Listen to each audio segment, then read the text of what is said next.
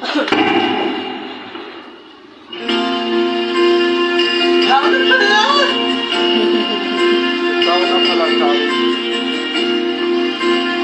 Ikaw na ngayon. Ikaw na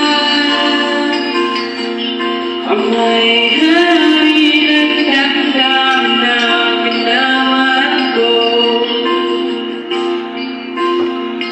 Pag-isabi lang luwag ng magalalaan mo kailangan ko.